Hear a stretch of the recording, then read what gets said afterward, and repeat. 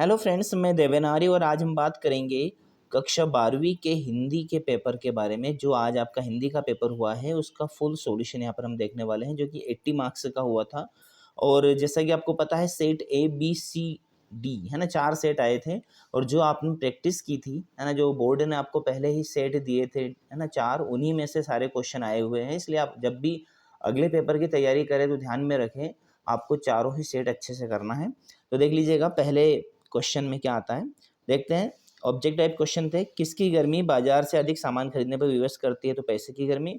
लेखक आनंद यादव अपनी माँ को ले गया, कहाँ ले गया? दत्ताजी राव के यहाँ। और निम्न में से विज्ञान संबंधी तकनीकी शब्द कौन सा है? तो नाभिक है। ठीक है, चलिए चौथा क्वेश्चन है, जहाँ शब्द से काव्य की शोभा बढ़ती है वहाँ कौन सा अलंकार होता है? तो वहाँ शब्द अलंकार होता है। हिंदी पद्य साहित्य को बांटा गया है 4 कालों में। और घुटनों में लेकर माँ बच्चे को क्या करती है? कपड़े पहनाती है। देखा होगा आपने बचपन में अधिकतर, है ना। खालिस्तान देखते हैं।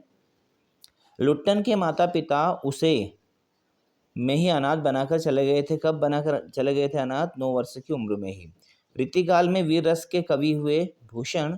और खेत की तुलना किससे की गई है? कागज के पन्ने से। यशोधर बाबू ने दफ्तर से लौटते हुए रोज जाने की रीति बनाई कहाँ पर? बिड़ला मंदिर। जिस वाक्य में एक उद्देश्य और एक विधेय होता है उसे सरल वाक्य कहते हैं। और जिन छंदों में मात्राएं गिनी जाती है उन्हें मात्रिक छंद कहते हैं। संवाद लिखते समय गायब हो जाता है तो लेखक गायब हो जाता है। चलिए, सही जोड़ी। चित्रकार। चित्रकार किससे संबंधित है? तो चितेरा से संबंधित है। संपादकीय पृष्ठ, तो इसके लिए आएगा आपका अखबार की अपनी आवाज़। हिंदी साहित्य का स्वर्ण युग भक्ति काल। ठीक है, छायावाद के प्रवर्तक कवि कौन है? तो जयशंकर प्रसाद है। और मस्ती का संदेश हरिवंश राय बच्चन। और चौपाई चंद्र में 16 मात्राएं होती है। ठीक है, अब एक शब्द एक वाक्य में उत्तर देख लीजिएगा, सामने ही लिखे हैं, फिर मैं बोल देता हूँ। चंद्रगुप्त किसकी नाट्य रचना है? जयशंकर प्रसाद की। कवि ने स्लेट पर क्या मलने की बात कही है? तो लाल खड़ी चौक। सोठा छंद मात्राओं की दृष्टि में किस छंद का उल्टा होता है? तो दोहे का उल्टा होता है। और ऐसा लघु वाक्यांश जिसके प्रयोग से भाषा में सौंदर्य उत्पन्न होता है वो मुहावरा कहलाता है। और रेडियो नाटकों में पात्रों की पहचान किसके माध्यम से होती है? तो भैया आवाज़ के माध्यम से होती है। और सिंधु घाटी सभ्यता में कौन कौन से फल उगाए जाते हैं? तो खजूर और अंगूर। किसकी आवाज़? मृत गांव में संजीवनी शक्ति भरती रहती थी? तो पहलवान की, है ना, लुट्टन पहलवान की आवाज़। ओके, चलिए आगे बात करते हैं।